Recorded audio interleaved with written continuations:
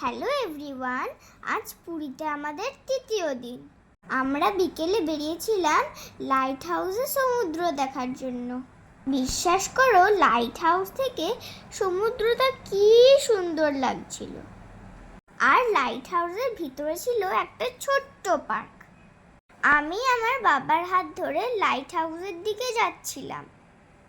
বিকেলবেলায় পুরীর রাস্তা খুব ভিড়। আমার খুব ভালো লাগছিল। আমি তো লাইট হাউসের ভিতরে ঢুকেই সারপ্রাইজ হয়ে গেলাম। ভেতরে ঢুকে দেখলাম কি সুন্দর বাচ্চাদের জন্য পার্ক আছে। আমি তো গিয়েই সেখানে খেলা শুরু করে দিয়েছি।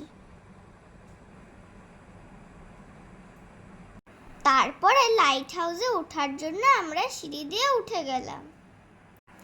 আমার তো ভীষণ মজা হচ্ছিল। দেখো বন্ধুরা, কি সুন্দর লাগছে সমুদ্রটা দেখতে।